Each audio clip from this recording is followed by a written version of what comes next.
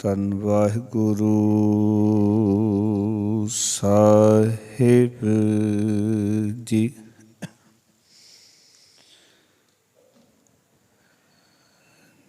ਜੋ ਤੇਰੇ ਰੰਗ ਰਾਤੇ ਸੁਆਮੀ,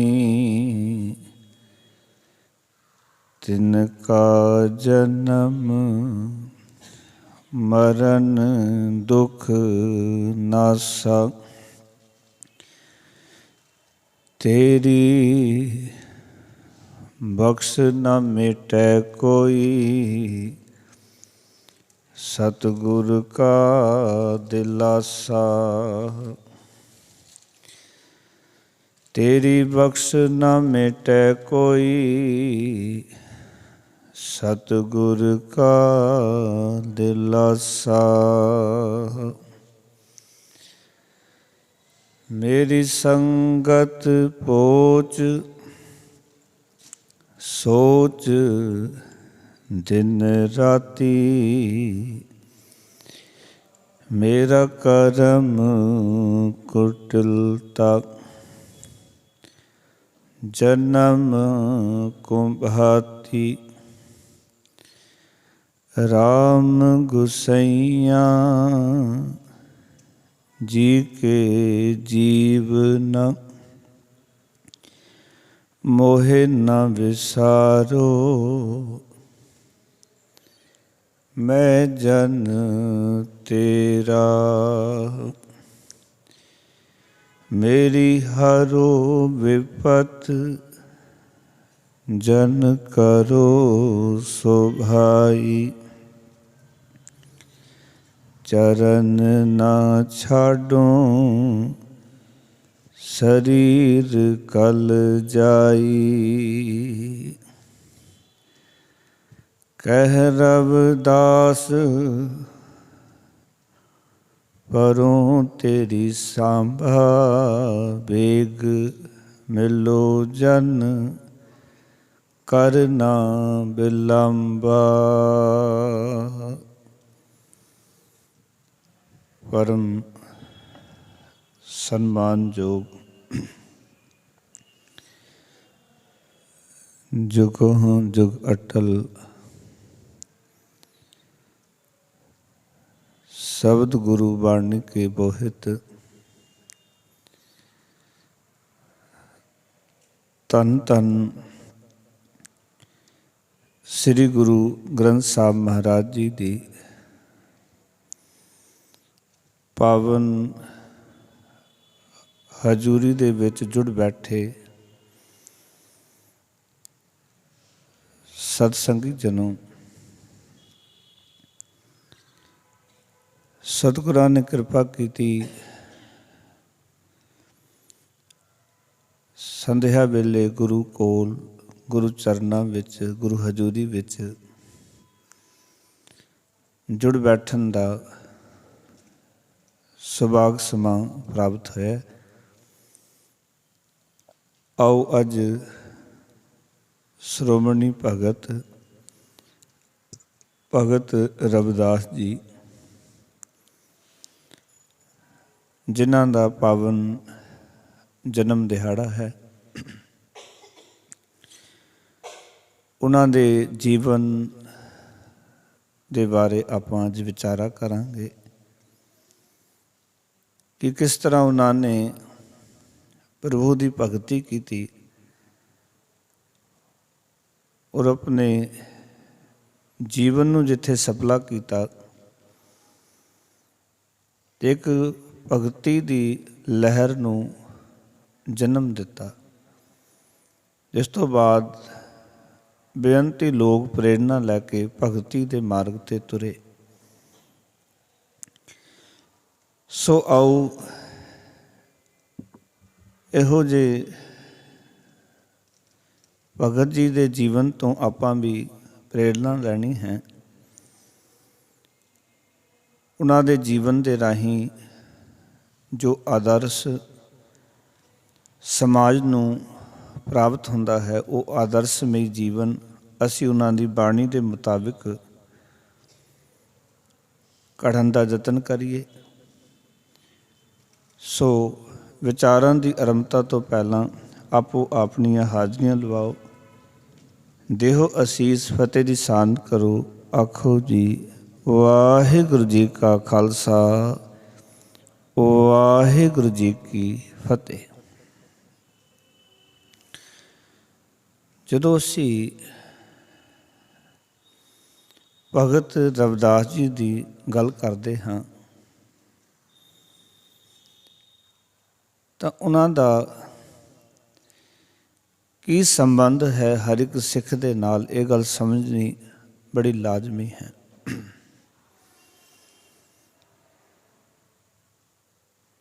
ਗੁਰੂ ਨਾਨਕ ਪਾਤਸ਼ਾਹ ਜੀ ਨੇ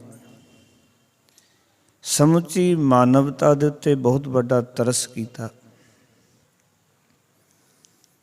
ਕਿਉਂਕਿ ਜਿਨ੍ਹਾਂ ਲੋਕਾਂ ਨੂੰ ਸਮਾਜ ਦੁਰਕਾਰ ਰਿਹਾ ਸੀ, ਜਿਨ੍ਹਾਂ ਦੀ ਵਿਚਾਰਧਾਰਾ ਬੜੀ ਮਹਾਨ ਸੀ, ਪਰ ਉਹਨਾਂ ਨੂੰ ਲੋਕਾਂ ਦੇ ਵਿੱਚ ਪ੍ਰਚਾਰ ਕਰਨ ਦਾ ਨਾ ਪੂਰਾ ਹੱਕ ਸੀ, ਨਾ ਆਪਣੀ ਗੱਲ ਕਹਿਣ ਦਾ ਹੱਕ ਸੀ। ਫਿਰ ਵੀ ਉਹਨਾਂ ਨੇ ਪ੍ਰਭੂ ਦੇ ਭਰੋਸੇ ਹੁੰਦੇ ਹੋਏ, ਪ੍ਰਭੂ ਦੇ ਭਰੋਸੇ ਰਹਿ ਕੇ ਆਪਣੀ ਵਿਚਾਰਧਾਰਾ ਨੂੰ, ਰੱਬੀ ਵਿਚਾਰਧਾਰਾ ਨੂੰ ਮਨੁੱਖਤਾ ਦੇ ਸਮਕਸ਼ ਰੱਖਿਆ। ਇਸ ਕਰਕੇ ਗੁਰੂ ਨਾਨਕ ਪਾਤਸ਼ਾਹ ਨੂੰ ਜਿਹੜੀ ਰੂਹਾਨੀ ਜੀਵਨ ਜਾਚ ਉਹਨਾਂ ਕੋਲ ਸੀ, ਗੁਰੂ ਨਾਨਕ ਪਾਤਸ਼ਾਹ ਬਨਾਰਸ ਗਏ ਅਤੇ ਉਹਨਾਂ ਦੀ ਜਿਹੜੀ ਬਾਣੀ ਹੈ ਉੱਥੋਂ ਪ੍ਰਾਪਤ ਕੀਤੀ। ਉਸ ਦਾ ਵੱਡਾ ਕਾਰਨ ਸੀ ਕਿ ਜਿਹੜੀ ਵਿਚਾਰਧਾਰਾ ਸੀਮਤ ਇਲਾਕੇ ਦੇ ਵਿੱਚ ਹੈ, ਕੁਛ ਲੋਕਾਂ ਤੱਕ ਹੈ, ਇਹ ਵਿਚਾਰਧਾਰਾ ਸਾਰੀ ਮਾਨਵਤਾ ਤੱਕ ਪਹੁੰਚਣੀ ਚਾਹੀਦੀ ਹੈ। ਹਰ ਇੱਕ ਮਨੁੱਖ ਇਸ ਵਿਚਾਰਧਾਰਾ ਤੋਂ ਕੋਈ ਨਾ ਕੋਈ ਲਾਭ ਪ੍ਰਾਪਤ ਕਰੇ। ਮੈਂ ਇਸ ਤਰ੍ਹਾਂ ਆਖਦਾ ਹਾਂ,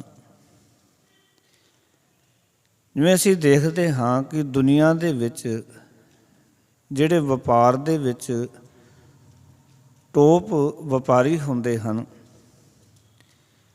ਅਤੇ ਜਦੋਂ ਛੋਟੇ ਤਬਕੇ ਦਾ ਵਪਾਰੀ ਹੁੰਦਾ ਹੈ ਤਾਂ ਕਈ ਵਾਰੀ ਉਹਨਾਂ ਦੇ ਕੋਲੋਂ ਸਲਾਹ ਲੈਂਦਾ ਜੋ ਲੋਕ ਵਪਾਰ ਦੇ ਵਿੱਚ ਟੋਪਰ ਹਨ,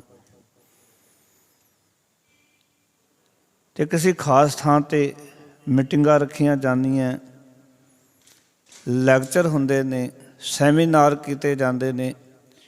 ਉਹ ਟੋਪ ਦੇ ਵਪਾਰੀ ਆਪੋ ਆਪਣੇ ਜਿਹੜੇ ਤਜਰਬੇ ਨੇ ਉਹ ਲੋਕਾਂ ਨੂੰ ਦੱਸਦੇ ਹਨ। ਜਿਹੜੀ ਗੱਲ ਦਾਸ ਕਰ ਰਿਹਾ ਬੜੇ ਧਿਆਨ ਨਾਲ, ਬਰੋਡ ਮਾਈਂਡਡ ਹੋ ਕੇ ਸਮਝਣ ਦਾ ਯਤਨ ਕਰਨਾ। ਉਹ ਜਿਹੜੇ ਤਜਰਬੇ ਹੁੰਦੇ ਨੇ, ਜਦੋਂ ਬਾਕੀ ਉਸ ਮਾਰਗ 'ਤੇ ਚੱਲਣ ਵਾਲੇ ਵਪਾਰੀ ਨੇ ਆਪਣੇ ਵਪਾਰ ਦੇ ਵਿੱਚ ਅਪਲਾਈ ਕਰਦੇ ਨੇ, ਅਤੇ ਉਹਨਾਂ ਦੇ ਵਪਾਰ ਦੀ ਗਰੋਥ ਹੁੰਦੀ ਹੈ, ਤਰੱਕੀ ਹੁੰਦੀ ਹੈ। ਇਸ ਤਰ੍ਹਾਂ ਹੀ ਜਦੋਂ ਕੋਈ ਰੂਹਾਨੀ ਜੀਵਨ ਦੇ ਉੱਤੇ ਚੱਲਣਾ ਚਾਹੁੰਦਾ ਹੈ, ਨਾਮ ਦਾ ਵਣਜਾਰਾ ਬਣ ਕੇ ਵਣਜ ਕਰਨਾ ਚਾਹੁੰਦਾ ਹੈ, ਜਿਸ ਨੇ ਨਾਮ ਦਾ ਵਣਜ ਕਰਨਾ ਹੈ, ਜਿਸ ਲਈ ਅਸੀਂ ਇਸ ਧਰਤੀ 'ਤੇ ਆਏ ਹਾਂ। ਸਾਡਾ ਮਕਸਦ ਇੱਕੋ ਹੀ ਹੈ ਕਿ ਵਣਜ ਕਰੋ ਵਣਜਾਰਿਓ, ਵਖਰ ਲਿਹੋ ਸਮਾਲ, ਤੈਸੀ ਵਸਤ ਵਿਸਾਈਐ ਜੈਸੀ ਨਿਭੈ ਨਾਲ। ਸਾਡੇ ਆਉਣ ਦਾ ਮਕਸਦ ਇਹ ਹੈ। ਸੋ ਜਦੋਂ ਇਹ ਮਨ ਵਿੱਚ ਵਿਚਾਰ ਆਉਂਦੀ ਹੈ ਤਾਂ ਮੈਂ ਬੇਨਤੀ ਕਰਦਾ ਹੁੰਦਾ ਕਿ ਜਿਹੜੇ ਕਿ ਨਾਮ ਦੇ ਵਪਾਰੀ ਬਣਨਾ ਚਾਹੁੰਦੇ ਨੇ, ਨਾਮ ਵਿਹਾਜਣਾ ਚਾਹੁੰਦੇ ਨੇ, ਪਰ ਜਦੋਂ ਨਾਮ ਵਿਹਾਜਣ ਵਾਲਿਆਂ ਦੀ ਸ਼੍ਰੇਣੀ ਵਿੱਚ ਦੇਖਦੇ ਹਾਂ ਅਤੇ ਉਹ 35 ਮਹਾਂਪੁਰਖ ਗੁਰੂ ਗ੍ਰੰਥ ਸਾਹਿਬ ਦੇ ਵਿੱਚ ਬੈਠੇ ਹਨ, ਔਰ ਆਪੋ ਆਪਣੇ ਭਗਤੀ ਦੇ ਜਿਹੜੇ ਤਜਰਬੇ ਨੇ ਉਹ ਸਾਨੂੰ ਸਮਝਾਉਂਦੇ। ਫਿਰ ਗੱਲ ਨੂੰ ਧਿਆਨ ਨਾਲ ਸਮਝਿਓ। ਉਹਨਾਂ ਨੇ ਜੋ ਜੀਵਨ ਜਾਚ ਹਾਸਲ ਕੀਤੀ, ਜੋ ਰੱਬ ਨਾਲ ਜੁੜ ਕੇ ਉਹਨਾਂ ਨੂੰ ਰੂਹਾਨੀ ਗਿਆਨ ਹਾਸਲ ਹੋਇਆ, ਉਹ ਉਹਨਾਂ ਦਾ ਤਜਰਬਾ ਹੈ, ਉਹਨਾਂ ਦੀ ਨਿੱਜ ਦੀ ਜ਼ਿੰਦਗੀ ਹੈ, ਉਹਨਾਂ ਦਾ ਐਕਸਪੀਰੀਅੰਸ ਹੈ। ਅਤੇ ਜਦੋਂ ਆਪਾਂ ਗੁਰੂ ਗ੍ਰੰਥ ਸਾਹਿਬ ਜੀ ਦੇ ਕੋਲ ਆਉਂਦੇ ਹਾਂ ਅਤੇ ਅਸੀਂ ਇਸ ਕਰਕੇ ਇੱਥੇ ਆਉਂਦੇ ਹਾਂ ਕਿ ਸਾਨੂੰ ਇਸ ਵਣਜ ਬਾਰੇ ਕੋਈ ਜਾਣਕਾਰੀ ਨਹੀਂ ਹੈ। ਇਸ ਵਪਾਰੀ ਤਬਕਾ ਜਿਹੜਾ ਇਸ ਨਾਮ ਦਾ ਵਪਾਰੀ ਬਣਨ ਵਾਲਾ, ਸਾਨੂੰ ਪੂਰਾ ਇਸਦਾ ਗਿਆਨ ਨਹੀਂ ਹੈ, ਸਮਝ ਨਹੀਂ ਹੈ। ਅਸੀਂ ਇਸ ਨਾਮ ਦੇ ਵਣਜਾਰੇ ਬਣ ਕੇ, ਵਪਾਰੀ ਬਣ ਕੇ ਪੂਰਨ ਤੌਰ ਤੋਂ ਤਰੱਕੀ, ਕਾਮਯਾਬੀ ਕਿਵੇਂ ਹਾਸਲ ਕਰੀਏ। ਅਤੇ ਮੈਂ ਸਮਝਦਾ ਕਿ ਇਹ ਜਿਹੜੇ ਮਹਾਂਪੁਰਖ ਹੋਏ, ਜਿਨ੍ਹਾਂ ਵਿੱਚੋਂ 15 ਭਗਤ ਨੇ, 11 ਭੱਟ ਨੇ, 3 ਗੁਰਸਿੱਖ ਨੇ, 6 ਗੁਰੂ ਸਾਹਿਬਾਨਾਂ ਦੀ ਬਾਣੀ ਗੁਰੂ ਗ੍ਰੰਥ ਸਾਹਿਬ ਦੇ ਵਿੱਚ ਦਰਜ ਹੈ। ਅਸੀਂ ਕੀ ਕਰਦੇ ਹਾਂ? ਇੱਥੇ ਉਹ ਤਜਰਬਾ ਲੈਣ ਵਾਸਤੇ ਆਉਂਦੇ ਹਾਂ, ਉਹਨਾਂ ਦੀ ਵਿਚਾਰਧਾਰਾ ਨੂੰ ਸੁਣਨ ਵਾਸਤੇ ਆਉਂਦੇ ਹਾਂ। ਜਿਵੇਂ ਵੱਡੇ ਵੱਡੇ ਵਪਾਰੀਆਂ ਦੇ ਤਜਰਬੇ ਲੋਕ ਲੈਕਚਰ ਦੇ ਰਾਹੀਂ ਸੁਣਦੇ ਨੇ, ਔਰ ਬੜੀ ਬੜੀ ਦੂਰੋਂ ਜਾ ਕੇ ਲੋਕ ਟਿਕਟਾਂ ਖਰਚ ਕਰਕੇ ਤਾਂ ਸੁਣਦੇ ਹਨ, ਕਿਉਂਕਿ ਉਹਨਾਂ ਦਾ ਵਪਾਰ ਦੇ ਵਿੱਚ ਅਨੁਭਵ ਹੈ। ਔਰ ਕਈ ਵਾਰੀ ਹੈਰਾਨੀ ਵੀ ਹੁੰਦੀ ਹੈ ਕਿ ਦੁਨਿਆਵੀ ਵਪਾਰ ਵਾਸਤੇ ਲੋਕ ਉਸ ਸੈਮੀਨਾਰ ਵਿੱਚ ਜਾਣ 'ਤੇ ਲੱਖਾਂ ਲੱਖਾਂ ਰੁਪਏ ਦੀਆਂ ਟਿਕਟਾਂ ਖਰਚ ਕਰ ਦਿੰਦੇ ਹਨ, ਪਰ ਜੋ ਸਾਡੀ ਜ਼ਿੰਦਗੀ ਦਾ ਮਕਸਦ ਹੈ, ਜਿਹੜਾ ਵਪਾਰ ਕਰਨ ਵਾਸਤੇ ਅਸੀਂ ਇਸ ਧਰਤੀ 'ਤੇ ਮਨੁੱਖਾ ਜੀਵਨ ਲੈ ਕੇ ਆਏ, ਅਤੇ ਇਸ ਵਪਾਰ ਵਾਸਤੇ ਸਾਡੇ ਕੋਲ ਟਾਈਮ ਵੀ ਹੀ ਨਹੀਂ ਹੈ, ਸਮਾਂ ਹੀ ਨਹੀਂ ਹੈ। ਅਸੀਂ ਉਹਨਾਂ ਕੋਲੋਂ ਜੀਵਨ ਦੀ ਜਾਂਚ, ਜੀਵਨ ਦੇ ਤਜਰਬੇ ਜਿਹੜੇ ਨੇ ਪਿਆਰ ਵਾਲਿਓ, ਉਹ ਸਿੱਖਣੇ ਹਨ। ਜਦੋਂ ਦਾਸ ਬੇਨਤੀ ਕਰਦਾ ਹੁੰਦਾ ਵੀ 35 ਮਹਾਂਪੁਰਖ ਗੁਰੂ ਗ੍ਰੰਥ ਸਾਹਿਬ ਦੇ ਵਿੱਚ ਬੈਠੇ ਨੇ, ਕਈਆਂ ਨੇ 36 ਵੀ ਆਖਿਆ, ਪਰ 35 ਮਹਾਂਪੁਰਖ ਨੇ ਜੋ ਭਾਈ ਮਰਦਾਨਾ ਜੀ ਦਾ ਨਾਮ ਆਇਆ, ਉਹ ਮਹਿਲੇ ਪਹਿਲੇ ਦੇ ਸਿਰਲੇਖ ਥੱਲੇ ਆਇਆ। ਭਾਵ ਕਿ ਮਰਦਾਨੇ ਨੂੰ ਸੰਬੋਧਨ ਕਰਦਿਆਂ ਜੋ ਬਾਣੀ ਮਰਦਾਨਾ ਜੀ ਦੇ ਨਾਮ ਥੱਲੇ ਉਚਾਰਨ ਕੀਤੀ, ਉਹ ਗੁਰੂ ਨਾਨਕ ਪਾਤਸ਼ਾਹ ਨੇ ਉਚਾਰਨ ਕੀਤੀ। ਮਰਦਾਨਾ ਜੀ ਦੀ ਬਾਣੀ ਗੁਰੂ ਗ੍ਰੰਥ ਸਾਹਿਬ ਦੇ ਵਿੱਚ ਨਹੀਂ ਹੈ। ਹਾਂ, ਮਰਦਾਨਾ ਜੀ ਨੂੰ ਸੰਬੋਧਨ ਕੀਤਾ ਗਿਆ, ਮਰਦਾਨਾ 1 ਅਤੇ 2 ਲਿਖਿਆ ਹੋਇਆ। ਜਦੋਂ ਆਪਾਂ ਇਸ ਵਿਸ਼ੇ ਬਾਰੇ ਕਦੀ ਜਾਣਾਂਗੇ, ਫਿਰ ਕਦੀ ਵਿਚਾਰ ਕਰਾਂਗੇ ਕਿ ਉਹ ਕਿਉਂ ਲਿਖਿਆ ਗਿਆ।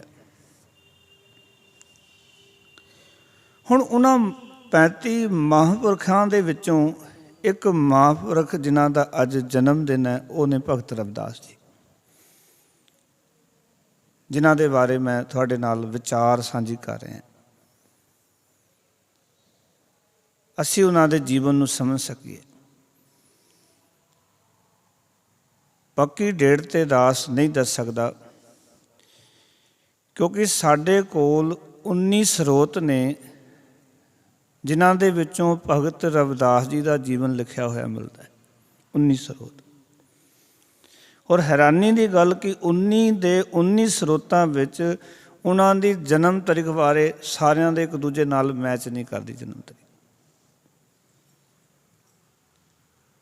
19 ਦੇ 19 ਸਰੋਤਾਂ ਵਿੱਚ ਮਾਤਾ ਪਿਤਾ ਦੇ ਨਾਮ ਮੈਚ ਨਹੀਂ ਕਰਦੇ, ਜਿੱਥੇ ਜਨਮ ਹੋਇਆ ਉਹ ਜਗ੍ਹਾ ਮੈਚ ਨਹੀਂ ਕਰਦੀ। ਇਸ ਕਰਕੇ ਮੈਂ ਪਹਿਲਾਂ ਹੀ ਤੁਹਾਨੂੰ ਤਾਂ ਦੱਸ ਰਿਹਾ ਕਿ ਤਾਂ ਕਿ ਗੱਲ ਬਾਅਦ 'ਚ ਤੁਸੀਂ ਆਖੋ ਵੀ ਤੁਸੀਂ ਤਾਂ ਇਹ ਦੱਸਿਆ, ਉੱਥੇ ਤਾਂ ਇਹ ਲਿਖਿਆ ਹੋਇਆ। ਸਾਡੇ ਕੋਲ 19 ਸਰੋਤ ਨੇ, ਜਿਨ੍ਹਾਂ ਸਰੋਤਾਂ ਵਿੱਚ ਭਗਤ ਰਵਿਦਾਸ ਜੀ ਦਾ ਜੀਵਨ ਲਿਖਿਆ ਹੋਇਆ, ਜਿਨ੍ਹਾਂ ਵਿਦਵਾਨਾਂ ਨੇ ਭਗਤ ਰਵਿਦਾਸ ਜੀ ਬਾਰੇ ਲਿਖਿਆ ਹੈ। ਪਰ ਜੋ ਸਟੀਕ ਸਰੋਤ ਹੈ, ਉਹ ਅਸੀਂ ਭਾਈ ਕਾਨ ਸਿੰਘ ਨਾਭਾ ਜੀ ਨੂੰ ਮੰਨਦੇ ਹਾਂ। ਉਹਨਾਂ ਨੇ ਕਿਉਂਕਿ ਮਹਾਨ ਕੋਸ਼ ਲਿਖਿਆ ਔਰ ਉਹਨਾਂ ਦੀ ਬੜੀ ਖੋਜ ਪੜਤਾਲ ਸੀ, ਭਾਈ ਕਾਨ ਸਿੰਘ ਨਾਭਾ ਜੀ ਦੀ। ਬਾਕੀ ਸਰੋਤਾਂ ਵਿੱਚੋਂ ਜਿਹੜੇ ਭਾਈ ਕਾਨ ਸਿੰਘ ਨਾਭਾ ਜੀ ਹੋਏ ਨੇ, ਉਹਨਾਂ ਦੀ ਬੜੀ ਖੋਜ ਪੜਤਾਲ ਸੀ, ਕਿਉਂਕਿ ਦਾਸ ਵੀ ਯਤਨ ਕਰਦਾ ਰਹਿੰਦਾ ਵੀ ਜਿਹੜੇ ਵਿਦਵਾਨ ਨੇ, ਜਿਹੜੇ ਲਿਖਾਰੀ ਨੇ, ਉਹਨਾਂ ਦੀ ਕੀ ਰਾਏ ਹੈ ਭਗਤਾਂ ਦੇ ਬਾਰੇ, ਉਹਨਾਂ ਦੇ ਜੀਵਨ ਬਾਰੇ, ਉਹਨਾਂ ਦੀ ਵਿਚਾਰਧਾਰਾ ਦੇ ਬਾਰੇ। ਅਤੇ ਉਹ ਲਗਭਗ ਜਦੋਂ ਭਾਈ ਕਾਹਨ ਸਿੰਘ ਨਾਭਾ ਜੀ ਨੂੰ ਅਸੀਂ ਪੜ੍ਹਦੇ ਹਾਂ ਤਾਂ ਉਹਨਾਂ ਨੇ ਡੇਟ ਜਿਹੜੀ ਦਿੱਤੀ ਹੈ ਉਹ 1456 ਈਸਵੀ ਦੱਸੀ ਹੈ, ਉਹਨਾਂ ਦੇ ਜਨਮ ਦੀ ਤਾਰੀਖ। ਬਾਕੀ ਸਰੋਤਾਂ ਵਿੱਚ ਕਿਸੇ ਦੇ ਵਿੱਚ 1377, 1379, 1399, 1450 ਹੋਰ ਵੱਖ ਵੱਖ ਤਰੀਕਾਂ ਲਿਖੀਆਂ ਹੋਈਆਂ। ਕੁਛ ਰਾਈਟਰਾਂ ਨੇ 1430 ਤੋਂ ਲੈ ਕੇ 1456 ਤੱਕ ਦਾ ਉਹਨਾਂ ਦਾ ਵਿਚਕਾਰ ਦਾ ਜਨਮ ਲਿਖਿਆ, ਵੀ ਇਹਨਾਂ ਦਿਨਾਂ ਦੇ ਵਿੱਚ ਉਹਨਾਂ ਦਾ ਜਨਮ ਹੋਇਆ, ਇਹਨਾਂ ਸਾਲਾਂ ਦੇ ਵਿੱਚ। ਮੈਂ ਇਸ ਕਰਕੇ ਡਿਟੇਲ ਥੋੜ੍ਹੀ ਤਾਂ ਦੱਸ ਰਿਹਾ ਕਿਉਂਕਿ ਤੁਹਾਨੂੰ ਸਮਝ ਆਏ ਕਿ ਕੁਛ ਉਹਨਾਂ ਦੇ ਬਾਰੇ ਲਿਖਿਆ ਹੋਇਆ ਕੀ ਹੈ। ਔਰ ਕਈ ਵਾਰੀ ਹੈਰਾਨੀ ਹੁੰਦੀ ਹੈ ਕਿ ਅੱਜ ਵੀ ਸਿੱਖ ਕੌਮ ਜਿਨ੍ਹਾਂ ਦੀ ਅੰਮ੍ਰਿਤ ਬਾਣੀ ਨੂੰ 16 ਰਾਗਾਂ ਦੇ ਵਿੱਚ ਸੰਭਾਲ ਕੇ ਬੈਠੀ ਹੋਈ ਹੈ, ਉਹਨਾਂ 40 ਸ਼ਬਦਾਂ ਨੂੰ, ਅਤੇ ਹਰ ਇੱਕ ਸਿੱਖ ਨੂੰ ਚਾਹੀਦਾ ਤਾਂ ਇਹ ਸੀ ਕਿ ਆਪਣਾ ਇਸ ਦੇ ਵਿੱਚ ਯੋਗਦਾਨ ਪਾਉਂਦਾ, ਭਗਤ ਜੀ ਦੇ ਜੀਵਨ ਬਾਰੇ ਪੜਚੋਲ ਕਰਨੀ ਚਾਹੀਦੀ ਸੀ, ਬੈਠ ਕੇ ਮਤੇ ਕਰਨੇ ਚਾਹੀਦੇ ਸਨ, ਮਤੇ ਪਾਸ ਹੁੰਦੇ, ਵੀ ਇੱਕ ਡੇਟ ਫਿਕਸ ਕਰ ਦਿੱਤੀ ਜਾਂਦੀ, ਚੰਗਾ ਹੁੰਦਾ। ਔਰ ਮੈਂ ਦੇਖਦਾ ਕਿ ਸਿੱਖ ਪ੍ਰਚਾਰਕਾਂ ਨੇ ਹੀ ਭਗਤ ਰਵਿਦਾਸ ਜੀ ਨੂੰ ਸਭ ਤੋਂ ਵੱਧ ਪ੍ਰਚਾਰਿਆ, ਅਤੇ ਹੈਰਾਨੀ ਹੁੰਦੀ ਹੈ ਉਹੀ ਪ੍ਰਚਾਰ ਸਿੱਖ ਪ੍ਰਚਾਰਕਾਂ ਨੇ ਕੀਤਾ ਹੈ, ਕੁਛ ਕੁ ਪ੍ਰਚਾਰਕਾਂ ਨੂੰ ਛੱਡ ਕੇ, ਜੋ ਮਨਮਤ ਦੀਆਂ ਸਾਖੀਆਂ ਉਹਨਾਂ ਨਾਲ ਜੁੜੀਆਂ ਹੋਈਆਂ, ਮਨਮਤ ਦੀਆਂ ਸਾਖੀਆਂ। ਗੁਰਮਤ ਵਾਲੀ ਵਿਚਾਰਧਾਰਾ ਤੋਂ ਸਾਡੇ ਪ੍ਰਚਾਰਕ ਵੀ ਕੋਰੇ ਨੇ, ਔਰ ਸਾਡੇ ਕੋਲ 40 ਸ਼ਬਦਾਂ ਵਿੱਚ ਉਹਨਾਂ ਦੀ ਗੁਰਮਤ ਹੈ, ਉਹਨਾਂ ਦੀ ਵਿਚਾਰਧਾਰਾ ਹੈ, ਉਹਨਾਂ ਦੇ ਸਿਧਾਂਤ ਨੇ, ਉਹਨਾਂ ਦੀ ਜੀਵਨ ਜਾਚ ਹੈ। ਖੈਰ ਮੈਂ ਗੱਲ ਨੇੜੇ ਕਰਾਂ, ਤਰੀਕ ਦਾ ਆਪਾਂ ਕੋਈ ਵੀ ਲਗਭਗ ਲੈ ਲੈਂਦੇ ਹਾਂ, ਕਿਉਂਕਿ ਤਰੀਕ ਦੇ ਨਾਲ ਕੋਈ ਬਹੁਤਾ ਫਰਕ ਨਹੀਂ ਪੈਂਦਾ, ਜਨਮ ਕਦੋਂ ਵੀ ਹੋਵੇ, ਕਰਮ ਚੰਗੇ ਹੋਣੇ ਚਾਹੀਦੇ। ਜਨਮ ਭਾਵੇਂ ਹੋਰ 100 ਸਾਲ ਪਹਿਲਾਂ ਹੋ ਜਾਂਦਾ ਤਾਂ ਵੀ ਕੋਈ ਫਰਕ ਨਹੀਂ, 100 ਸਾਲ ਬਾਅਦ ਵੀ ਡੇਟ ਲਿਖ ਦਿਓ ਤਾਂ ਵੀ ਕੋਈ ਫਰਕ ਨਹੀਂ। ਮੇਨ ਚੀਜ਼ ਹੈ ਉਹਨਾਂ ਦੇ ਕਰਮ। ਭਗਤ ਰਵਿਦਾਸ ਜੀ ਦਾ ਜਨਮ ਪਿੰਡ ਮਾਂਡੂਰ ਦੇ ਵਿੱਚ, ਜੋ ਬਨਾਰਸ 'ਚ ਪੈਂਦਾ, ਮਾਤਾ ਕਰਮਾ ਦੇਵੀ ਦੀ ਕੁੱਖ ਤੋਂ ਅਤੇ ਪਿਤਾ ਸੰਤੋਖ ਦਾਸ ਜੀ ਦੇ ਘਰ ਵਿੱਚ ਹੋਇਆ। ਆਪ ਜੀ ਦੇ ਪਿਤਾ ਚੰਮ ਦਾ ਕੰਮ ਕਰਦੇ ਸਨ, ਚਮੜੇ ਦਾ ਕੰਮ ਕਰਦੇ ਸਨ, ਅਤੇ ਉਸ ਵੇਲੇ ਜਿਹੜਾ ਚਮੜੇ ਦਾ ਕੰਮ ਕਰਦਾ ਸੀ ਉਹਨੂੰ ਚਮਿਆਰ ਆਖਿਆ ਜਾਂਦਾ ਸੀ, ਕਿਉਂਕਿ ਉਸ ਸਮੇਂ ਦੇ ਵਿੱਚ ਜੋ ਵੀ ਕੋਈ ਕਿਰਤ ਕਰਦਾ ਸੀ ਉਸ ਕਿਰਤ ਦੇ ਨਾਲ ਉਸਨੂੰ ਜਾਣਿਆ ਜਾਂਦਾ ਸੀ। ਜੇ ਸੋਨੇ ਦਾ ਕੰਮ ਕਰਦਾ ਤੇ ਸੁਨਿਆਰਾ, ਚਮੜੇ ਦਾ ਕੰਮ ਕਰਦਾ ਤੇ ਚਮਿਆਰ, ਛਪਾਈ ਦਾ ਕੰਮ ਕਰਦਾ ਤੇ ਛੀਮਾ, ਇਸ ਤਰ੍ਹਾਂ ਜੋ ਵੱਖ ਵੱਖ ਜਾਤਾਂ ਉਹਦੇ ਕਿਰਤ ਦੇ ਆਧਾਰ 'ਤੇ ਸਨ। ਔਰ ਜਿਹੜੇ ਕਿਰਤੀ ਲੋਕ ਸਨ ਉਹਨਾਂ ਲੋਕਾਂ ਵੱਲੋਂ ਭੰਡਿਆ ਜਾਂਦਾ ਸੀ ਜਿਹੜੇ ਲੋਕ ਧਰਮ ਦੇ ਆਗੂ ਬਣ ਕੇ ਬੈਠੇ ਹੋਏ ਸਨ। ਕਿਰਤੀਆਂ ਨੂੰ ਸੂਦਰ ਆਖਿਆ ਜਾਂਦਾ ਸੀ, ਨੀਵੀਂ ਜਾਤ ਵਾਲਾ ਆਖਿਆ ਜਾਂਦਾ ਸੀ, ਉਹਨਾਂ ਨੂੰ ਭਗਤੀ ਕਰਨ ਦਾ ਅਧਿਕਾਰ ਨਹੀਂ, ਉਹਨਾਂ ਨੂੰ ਨਾਮ ਜਪਣ ਦਾ ਅਧਿਕਾਰ ਨਹੀਂ। ਉਹ ਸਾਰੀਆਂ ਗੱਲਾਂ ਤੋਂ ਕੋਰੇ ਹੀ ਰਹਿੰਦੇ ਸਨ। ਪਰ ਤੁਸੀਂ ਵੇਖੋ ਕਿ ਭਗਤ ਰਵਿਦਾਸ ਜੀ ਨੇ ਜਨਮ ਧਾਰਨ ਕਰਕੇ ਆਪਣੇ ਜੀਵਨ ਨੂੰ ਕਿਸ ਤਰ੍ਹਾਂ ਉਹਨਾਂ ਨੇ ਸ਼ਿੰਗਾਰਿਆ ਅਤੇ ਸੰਵਾਰਿਆ। ਬਚਪਨ ਤੋਂ ਹੀ ਆਏ ਗਏ ਦੀ ਸੇਵਾ ਕਰਨੀ, ਯਥਾ ਸਕਤ ਜੋ ਕਿਰਤ ਕਰਦੇ ਸਨ ਉਸ ਦੇ ਵਿੱਚੋਂ ਲੋੜਵੰਦਾਂ ਦੀ ਸੇਵਾ ਕਰਨੀ। ਉਸ ਵਿੱਚੋਂ ਇੱਕ ਐਸੀ ਜਾਗ ਲੱਗੀ ਕਿ ਆਪ ਜੀ ਦੇ ਅੰਦਰ ਵਿਚਾਰ ਅਤੇ ਫੁਰਨੇ ਫੁਰੇ। ਇਹ ਗੱਲ ਯਾਦ ਰੱਖਣਾ ਕਿ ਸਤਿਪੁਰਖਾਂ ਦੀ ਸੇਵਾ ਵਿੱਚੋਂ ਜੀਵਨ ਵਿੱਚੋਂ ਕੁਛ ਨਾ ਕੁਛ ਜ਼ਰੂਰ ਹਾਸਲ ਹੁੰਦਾ ਹੈ। ਜੇ ਆਏ ਗਏ ਲੋੜਵੰਦਾਂ ਦੀ, ਸਾਧਾਂ ਸੰਤਾਂ ਦੀ, ਸਾਧੂਆਂ ਦੀ ਸੰਗਤ ਕਰਦੇ ਨੇ ਭਗਤ ਰਵਿਦਾਸ ਜੀ, ਤਾਂ ਉਹਨਾਂ ਦੇ ਅੰਦਰ ਭਗਤੀ ਦਾ ਜਨਮ ਹੁੰਦਾ ਹੈ, ਨਾਮ ਦਾ ਜਨਮ ਹੁੰਦਾ ਹੈ, ਰੂਹਾਨੀ ਜੀਵਨ ਦਾ ਜਨਮ ਹੁੰਦਾ ਹੈ, ਪਰਉਪਕਾਰੀ ਜੀਵਨ ਦੀ ਘੜਤ ਕਢੀ ਜਾਂਦੀ ਹੈ। ਔਰ ਜਿਹੜੇ ਵੀ ਉਹਨਾਂ ਕੋਲ ਆਉਂਦੇ ਸਨ ਉਹਨਾਂ ਨੂੰ ਪੁੱਛਦੇ ਸਨ ਕਿ ਮੈਨੂੰ ਗੁਰ ਮੰਤਰ ਗੁਰ ਦਿਖਿਆ ਕਿੱਥੋਂ ਹਾਸਿਲ ਹੋਵੇਗੀ, ਕਿਉਂਕਿ ਕੋਈ ਪੰਡਤ ਤਾਂ ਮੈਨੂੰ ਗੁਰ ਦਿਖਿਆ ਦੇਵੇਗਾ ਨਹੀਂ, ਕਿਉਂਕਿ ਮੈਂ ਸੂਦਰ ਹਾਂ, ਮੈਂ ਚਮਿਆਰ ਹਾਂ, ਛੋਟੇ ਘਰ ਵਿੱਚ ਜਨਮ ਹੋਇਆ।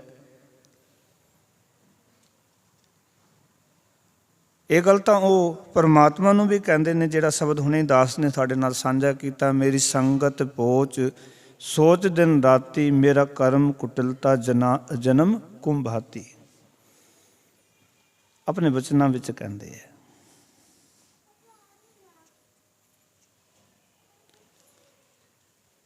ਕਿਸੇ ਨੇ ਆਖਿਆ, ਕਹਿੰਦੇ ਜਿਹੜਾ ਰਾਮਾਨੰਦ ਹੈ ਨਾ, ਉਸ ਕੋਲ ਜਾਓ ਤੇ ਉਹ ਤੁਹਾਨੂੰ ਗੁਰ ਦਿਖਿਆ ਦੇਵੇਗਾ। ਭਗਤ ਰਵਿਦਾਸ ਜੀ ਰਾਮਾਨੰਦ ਜੀ ਕੋਲ ਜਾਂਦੇ ਨੇ। ਰਾਮਾਨੰਦ ਜੀ ਜਾਤ ਦੇ ਬ੍ਰਾਹਮਣ ਹਨ, ਪਰ ਉਹ ਉਸ ਸਿਸਟਮ ਤੋਂ ਆਪ ਤੰਗ ਨੇ, ਜਿਹੜੀ ਮੂਰਤੀਆਂ ਦੀ ਪੂਜਾ, ਉਹਨਾਂ ਦੇ ਅੱਗੇ ਆਰਤੀ ਉਤਾਰਨੀ, ਗਰੀਬਾਂ ਨੂੰ ਦੁਰਕਾਰਨਾ, ਨੀਵੀਂ ਜਾਤ ਕਰਕੇ ਉਹਨਾਂ ਨੂੰ ਭੰਡੀ ਜਾਣਾ, ਬਾਹਰ ਦੇ ਕਰਮ ਕਾਂਡ ਤੀਰਥਾਂ ਆਦਿ ਦੇ ਇਸ਼ਨਾਨ ਨੂੰ ਹੀ ਮਹਾਨਤਾ ਦੇਣੀ। ਜਿਹੜੇ ਭਗਤ ਰਾਮਾਨੰਦ ਜੀ ਨੇ ਉਹ ਇਸ ਵਿਚਾਰਧਾਰਾ ਤੋਂ ਬਿਲਕੁਲ ਨਿਰਲੇਪ ਸਨ। ਔਰ ਉਹਨਾਂ ਦਾ ਇੱਕ ਸ਼ਬਦ ਵੀ ਗੁਰੂ ਗ੍ਰੰਥ ਸਾਹਿਬ ਦੇ ਵਿੱਚ ਦਰਜ ਹੈ, ਕਤ ਜਾਈਐ ਰੇ ਕਰ ਲਾਗੋ ਰੰਗ, ਮੇਰਾ ਚਿਤ ਨ ਚੱਲੈ ਮਨ ਭਇਓ ਪੰਗ, ਪੂਜਨ ਚਾਲੀ ਬ੍ਰਹਮ ਠਾਏ, ਸੋ ਬ੍ਰਹਮ ਬਤਾਇਓ ਗੁਰ ਮਨ ਹੀ ਮਾਹੇ। ਉਹਨਾਂ ਨੇ ਇਹ ਸ਼ਬਦ ਉਚਾਰਨ ਕੀਤਾ ਕਿ ਮੈਂ ਇੱਕ ਵਾਰੀ ਮੰਦਰ ਵਿੱਚ ਪੂਜਣ ਵਾਸਤੇ ਚੱਲ ਪਿਆ ਅਤੇ ਮੇਰੇ ਪ੍ਰਭੂ ਨੇ ਉਹ ਜਿਹੜਾ ਬ੍ਰਹਮ ਸੀ ਜਿਹਨੂੰ ਪੂਜਣਾ ਸੀ, ਉਹ ਮਨ ਵਿੱਚ ਹੀ ਦੱਸ ਦਿੱਤਾ ਵੀ ਤੇਰੇ ਮਨ ਵਿੱਚ ਹੀ ਹੈ। ਹੁਣ ਮੈਂ ਕਿੱਥੇ ਜਾਵਾਂ, ਮੇਰੇ ਹਿਰਦੇ ਵਿੱਚ ਹੀ ਪ੍ਰਭੂ ਦਾ ਪ੍ਰੇਮ ਪੈਦਾ ਹੋ ਗਿਆ। ਕਰ ਲਾਗੋ ਰੇ ਕਤ ਜਾਈਏ ਰੇ ਕਰ ਲਾਗੋ ਰੰਗ, ਮੈਂ ਕਿੱਥੇ ਜਾਵਾਂ ਹੁਣ, ਕਿਉਂਕਿ ਮੇਰੇ ਹਿਰਦੇ ਵਿੱਚ ਹੀ ਪ੍ਰਭੂ ਦਾ ਪ੍ਰੇਮ ਪੈਦਾ ਹੋ ਗਿਆ। ਉਹਨਾਂ ਦੀ ਇਹ ਵਿਚਾਰਧਾਰਾ ਵੀ ਉੱਥੇ ਤਾਂ ਜਾਵਾਂ ਜੇ ਇੱਥੇ ਨਾ ਹੋਵੇ ਪਰਮਾਤਮਾ। ਫਿਰ ਜਹਾਂ ਜਾਈਏ ਤਹਾਂ ਜਲ ਪਖਾਣ, ਜਿੱਥੇ ਜਾਈਏ ਉੱਥੇ ਜਲ ਹੈ, ਪਖਾਣ ਦਾ ਅਰਥ ਹੈ ਪੱਥਰ, ਪੱਥਰ ਨੂੰ ਪਾਣੀ ਚੜਾਓ, ਇਹੀ ਪੂਜਾ ਦੱਸੀ ਜਾਂਦੀ ਹੈ। ਇਹ ਭਗਤ ਰਾਮਾਨੰਦ ਜੀ ਦੀ ਵਿਚਾਰਧਾਰਾ ਸੀ। ਇਸ ਕਰਕੇ ਭਗਤ ਰਵਿਦਾਸ ਜੀ ਨੇ ਇਤਿਹਾਸਿਕ ਸਰੋਤ ਕਹਿੰਦੇ ਨੇ ਰਾਮਾਨੰਦ ਜੀ ਨੂੰ ਆਪਣਾ ਗੁਰੂ ਧਾਰਨ ਕੀਤਾ, ਗੁਰੂ ਦਿਖਿਆ ਲਈ ਉਹਨਾਂ ਦੀ ਸੰਗਤ ਕੀਤੀ। ਜਿਵੇਂ ਗੁਰੂ ਅਰਜਨ ਦੇਵ ਜੀ ਮਹਾਰਾਜ ਆਖਦੇ ਨੇ ਕਿ ਮਹਿਮਾ ਸਾਧੂ ਸੰਗ ਕੀ, ਸੁਨੋ ਮੇਰੇ ਮੀਤਾ, ਮੈਲ ਖੋਈ ਕੋਟ ਅਗ ਹਰੇ, ਨਿਰਮਲ ਭਏ ਚੀਤਾ। ਅਕਾਲ ਪੁਰਖ ਵਾਹਿਗੁਰੂ ਦੀ ਬਖਸ਼ਿਸ਼ ਹੋ ਗਈ ਕਿ ਰਾਮਾਨੰਦ ਜੀ ਦੀ ਸੰਗਤ ਨੇ ਉਹਨਾਂ ਦੇ ਹਿਰਦੇ ਦੀ ਜੋ ਮੈਲ ਸੀ ਉਸ ਨੂੰ ਸਾਫ਼ ਕਰ ਦਿੱਤਾ। ਕਰੋੜਾਂ ਪਾਪ ਨਾਸ ਹੋ ਗਏ, ਚਿੱਤ ਬਿਲਕੁਲ ਨਿਰਮਲ ਹੋ ਗਿਆ, ਪਵਿੱਤਰ ਹੋ ਗਿਆ, ਪਾਵਨ ਤੇ ਪਾਕ ਹੋ ਗਿਆ। ਉੱਥੋਂ ਫਿਰ ਉਹਨਾਂ ਨੂੰ ਰੂਹਾਨੀ ਗਿਆਨ ਦੀ ਪ੍ਰਾਪਤੀ ਹੁੰਦੀ ਹੈ ਔਰ ਉਹ ਰੂਹਾਨੀ ਗਿਆਨ ਹਾਸਲ ਕਰਕੇ ਫਿਰ ਸਮਾਜ ਦੇ ਵਿੱਚ ਆਪਣੀ ਬਾਣੀ ਦੇ ਰਾਹੀਂ ਪ੍ਰਚਾਰ ਆਰੰਭ ਕਰਦੇ ਹਨ। ਤੁਸੀਂ ਦੇਖੋ ਕਿ ਭਗਤ ਰਵਿਦਾਸ ਜੀ ਨੇ ਆਪਣੀ ਬਾਣੀ ਦੀ ਵਿਚਾਰਧਾਰਾ ਦੇ ਰਾਹੀਂ ਮਨੁੱਖਤਾ ਨੂੰ ਇਤਨੇ ਸੁਚੱਜੇ ਮੈਸੇਜ ਦਿੱਤੇ ਹਨ ਔਰ ਸਾਨੂੰ ਇਹ ਗੱਲ ਸਮਝਾਉਣਾ ਚਾਹੁੰਦੇ ਨੇ ਕਿ ਜਿਵੇਂ ਉਹ ਰਾਮਾਨੰਦ ਜੀ ਦੀ ਸੰਗਤ ਕਰਕੇ ਜੀਵਨ ਜਾਚ ਸਿੱਖਦੇ ਹੈ, ਇਸ ਗੱਲ ਨੂੰ ਆਪਣੀ ਬਾਣੀ 'ਚ ਰੱਖਦੇ ਨੇ ਉਹ ਵੀ, ਔਰ ਦੱਸਦੇ ਨੇ ਕਿ ਸਾਧ ਸੰਗਤ ਬਿਨਾ ਭਾਵ ਨਹੀਂ ਉਪਜੈ, ਭਾਵ ਬਿਨ ਭਗਤ ਨਾ ਹੋਏ ਤੇਰੀ। ਸਾਧ ਸੰਗਤ ਤੋਂ ਬਿਨਾਂ ਜਿਹੜਾ ਹੈ ਉਹ ਪ੍ਰੇਮ ਪੈਦਾ ਨਹੀਂ ਹੁੰਦਾ ਔਰ ਭਾਵ ਤੋਂ ਬਿਨਾਂ, ਪ੍ਰੇਮ ਤੋਂ ਬਿਨਾਂ ਭਗਤੀ ਨਹੀਂ ਹੁੰਦੀ। ਸੰਗਤ ਵਿੱਚ ਕਿਉਂ ਆਉਂਦੇ ਹਾਂ ਆਪਾਂ? ਇੱਥੇ ਆਉਣਾ ਇਸ ਕਰਕੇ ਕਿ ਗੁਰੂ ਦੀ ਵਿਚਾਰਧਾਰਾ ਨਾਲ ਸਾਡਾ ਪਿਆਰ ਪੈ ਜਾਏ, ਗੁਰੂ ਦੀ ਵਿਚਾਰਧਾਰਾ ਦੇ ਨਾਲ। ਸੰਗਤ ਵਿੱਚ ਆਵਾਂਗੇ, ਰੋਜ਼ ਆਉਣ ਦੇ ਨਾਲ ਕੀ ਹੋਵੇਗਾ ਕਿ ਗੁਰੂ ਦਾ ਸਬਕ, ਗੁਰੂ ਕੀ ਸਿੱਖਿਆ, ਗੁਰੂ ਦੀ ਵਿਚਾਰਧਾਰਾ ਸਾਨੂੰ ਚੰਗੀ ਲੱਗਣ ਲੱਗ ਪਏਗੀ। ਅਸੀਂ ਗੁਰੂ ਦੀ ਵਿਚਾਰਧਾਰਾ ਨਾਲ ਸਹਿਮਤ ਹੋ ਜਾਵਾਂਗੇ। ਨਹੀਂ ਸਹਿਮਤ ਹਾਂ, ਮਾਫ਼ ਕਰਨਾ, ਮੱਥਾ ਜ਼ਰੂਰ ਟੇਕਦੇ ਹਾਂ, ਪਰ ਸਹਿਮਤ ਨਹੀਂ, ਕਿਉਂਕਿ ਜਿਵੇਂ ਗੁਰੂ ਸਾਹਿਬ ਦੀ ਵਿਚਾਰਧਾਰਾ ਉਸ ਮੁਤਾਬਿਕ ਜਦੋਂ ਕਰਮ ਨਹੀਂ ਕਰਦੇ, ਇਹਦਾ ਅਰਥ ਹੈ ਮੱਥਾ ਤਾਂ ਟੇਕਿਆ ਪਰ ਅਸੀਂ ਸਹਿਮਤ ਨਹੀਂ ਹੋਏ, ਸਹਿਮਤ ਨਹੀਂ ਹੋਏ।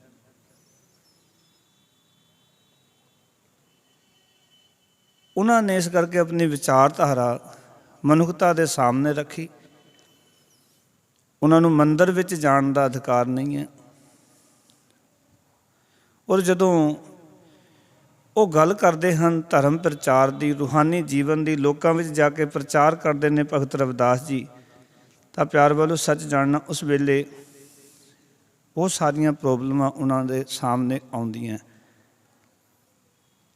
ਉਹਨਾਂ ਦੀਆਂ ਸ਼ਿਕਾਇਤਾਂ ਉਸ ਵੇਲੇ ਉੱਥੇ ਦੇ ਰਾਜਿਆਂ ਨੂੰ ਕੀਤੀਆਂ ਜਾਂਦੀਆਂ ਕਿ ਇੱਕ ਤਾਂ ਸੂਦਰ ਹੋ ਕੇ ਭਗਤ ਰਵਿਦਾਸ ਭਗਤੀ ਕਰ ਰਿਹਾ, ਦੂਜੀ ਗੱਲ ਭਗਤੀ ਹੀ ਨਹੀਂ ਕਰ ਰਿਹਾ, ਉਹ ਤਾਂ ਸਾਡੀ ਆਰਤੀ ਦਾ ਵੀ ਖੰਡਨ ਕਰਦਾ ਹੈ। ਜਿਹੜੀ ਅਸੀਂ ਮੰਦਰ 'ਚ ਆਰਤੀ ਕਰਦੇ ਹਾਂ ਨਾ, ਕਹਿੰਦੇ ਉਸ ਦਾ ਵਿਰੋਧੀ ਹੈ ਭਗਤ ਰਵਿਦਾਸ, ਕਿਉਂਕਿ ਉਹਨਾਂ ਨੇ ਜਿਹੜਾ ਸ਼ਬਦ ਉਚਾਰਨ ਕੀਤਾ ਸੀ, ਨਾਮ ਤੇਰੋ ਆਰਤੀ ਮਜਨ ਮੁਰਾਰੇ, ਕਹਿੰਦੇ ਹੇ ਪ੍ਰਭੂ ਤੇਰਾ ਨਾਮ ਹੀ ਮੇਰੇ ਵਾਸਤੇ ਆਰਤੀ ਹੈ, ਉਸ ਤੋਂ ਬਿਨਾਂ ਹੋਰ ਕੋਈ ਮੇਰੇ ਵਾਸਤੇ ਆਰਤੀ ਨਹੀਂ ਹੈ। ਔਰ ਇਸ ਸ਼ਬਦ ਨੂੰ ਤੁਸੀਂ ਕਦੇ ਜਦੋਂ ਸ਼ਬਦ ਬੱਚੇ ਪੜ੍ਹਦੇ ਨੇ, ਸ਼ਾਮ ਨੂੰ ਕੀਰਤਨ ਹੁੰਦਾ ਹੈ, ਅਤੇ ਧਿਆਨ ਨਾਲ ਸੁਣਨਾ, ਉਹਨਾਂ ਨੇ ਹਰ ਇੱਕ ਉਸ ਕਰਮ ਦੀ ਇੱਥੇ ਖੰਡਨ ਕੀਤਾ ਹੈ ਜਿਹੜਾ ਕਰਮ ਆਰਤੀ ਦੇ ਨਾਲ ਜੁੜਿਆ ਹੋਇਆ ਸੀ। ਔਰ ਉਹ ਕਹਿੰਦੇ ਨੇ ਕਿ ਹਰ ਕੇ ਨਾਮ ਬਿਨ ਝੂਠੇ ਸਗਲ ਪਸਾਰੇ, ਹਰੀ ਦੇ ਨਾਮ ਤੋਂ ਬਿਨਾਂ ਹੋਰ ਜੋ ਪਸਾਰਾ ਉਹ ਝੂਠ ਹੈ। ਜੇ ਤੁਹਾਡੇ ਪੱਲੇ ਨਾਮ ਨਹੀਂ, ਜਿਹੜਾ ਵੀ ਤੁਸੀਂ ਕਰਮ ਕਾਂਡ ਕਰ ਰਹੇ ਹੋ, ਜਿਹੜਾ ਵੀ ਤੁਸੀਂ ਪਾਖੰਡ ਕਰ ਰਹੇ ਹੋ, ਜਿਹੜੀ ਤੁਸੀਂ ਆਰਤੀਆਂ ਉਤਾਰ ਰਹੇ ਹੋ, ਉਹ ਸਾਰੀਆਂ ਵਿਅਰਥ ਹਨ। ਪਰ ਗੁਰਸਿੱਖੋ ਬੜੀ ਹੈਰਾਨੀ ਹੁੰਦੀ ਹੈ, ਜਿਹੜੇ ਭਗਤ ਰਵਿਦਾਸ ਜੀ ਮੂਰਤੀ ਪੂਜਾ ਦੇ ਉਲਟ ਪ੍ਰਚਾਰ ਕਰਦੇ ਰਹੇ, ਜਿਹੜੇ ਭਗਤ ਰਵਿਦਾਸ ਜੀ ਆਰਤੀ ਦਾ ਖੰਡਨ ਕਰਦੇ ਰਹੇ, ਅੱਜ ਅਸੀਂ ਵੇਖਦੇ ਹਾਂ ਪੰਜਾਬ ਦੇ ਵਿੱਚ ਕਿਤਨੇ ਅਸਥਾਨ ਨੇ ਭਗਤ ਰਵਿਦਾਸ ਜੀ ਜਿੱਥੇ ਕਿ ਮੂਰਤੀ ਬਣਾ ਕੇ ਉਹਨਾਂ ਦੇ ਅੱਗੇ ਆਰਤੀ ਕੀਤੀ ਜਾਂਦੀ। ਬੜੀ ਹੈਰਾਨੀ ਹੁੰਦੀ ਹੈ ਵੀ ਜਿਸ ਨੇ ਪੂਰੀ ਜ਼ਿੰਦਗੀ ਆਰਤੀ ਦਾ ਖੰਡਨ ਕੀਤਾ, ਜਿਸ ਨੇ ਦੀਵੇ ਬਾਲਣ ਦਾ ਖੰਡਨ ਕੀਤਾ, ਉਹਨਾਂ ਨੇ ਕਿਹਾ ਵੀ ਨਾਮ ਹੀ ਮੇਰੇ ਵਾਸਤੇ ਦੀਵਾ ਹੈ, ਨਾਮ ਹੀ ਮੇਰੇ ਵਾਸਤੇ ਬੱਟੀ ਹੈ, ਨਾਮ ਹੀ ਮੇਰੇ ਵਾਸਤੇ ਫੁੱਲ ਮਾਲਾ ਹੈ, ਨਾਮ ਹੀ ਮੇਰੇ ਵਾਸਤੇ ਸਭ ਕੁਝ ਹੈ। ਅੱਜ ਹੈਰਾਨੀ ਹੁੰਦੀ ਹੈ ਕਿ ਉਹਨਾਂ ਦੇ ਬੁੱਤ ਬਣਾ ਕੇ, ਉਹਨਾਂ ਦੀਆਂ ਮੂਰਤੀਆਂ ਬਣਾ ਕੇ ਅਤੇ ਉਹਨਾਂ ਨੂੰ ਆਰਤੀ ਕੀਤੀ ਜਾਂਦੀ ਹੈ, ਮੂਰਤੀਆਂ ਦੀਆਂ ਪੂਜਾ ਕੀਤੀ ਜਾਂਦੀ। ਜਿਹੜਾ ਆਪ ਭਗਤ ਰਵਿਦਾਸ ਜੀ ਮੂਰਤੀ ਪੂਜਾ ਤੋਂ ਉਲਟ ਪ੍ਰਚਾਰ ਕਰਦੇ ਰਹੇ ਵੀ ਮੂਰਤੀ ਪੂਜਾ ਨਹੀਂ ਕਰਨੀ ਚਾਹੀਦੀ, ਅੱਜ ਉਹਨਾਂ ਦੀ ਮੂਰਤੀਆਂ ਦੀ ਲੋਕ ਪੂਜਾ ਕਰ ਰਹੇ ਹਨ। ਚਾਹੀਦਾ ਤਾਂ ਇਹ ਸੀ ਵੀ ਉਹਨਾਂ ਦੀ ਬਾਣੀ ਨੂੰ ਅਸੀਂ ਸਮਝਦੇ, ਬਾਣੀ ਨੂੰ ਪ੍ਰਚਾਰਦੇ। ਸ਼ਬਦ 40 ਨੇ ਭਗਤ ਰਵਿਦਾਸ ਜੀ ਦੇ ਸਾਡੇ ਕੋਲ ਗੁਰੂ ਗ੍ਰੰਥ ਸਾਹਿਬ ਦੇ ਵਿੱਚ, ਪਰ ਇੱਕ ਇੱਕ ਸ਼ਬਦ ਦੇ ਵਿੱਚ ਬੜੀ ਗਹਿਰਾਈ ਹੈ। ਜਦੋਂ ਭਗਤ ਰਵਿਦਾਸ ਜੀ ਦੀ ਪ੍ਰਸਿੱਧੀ ਹੋਈ ਨਾ,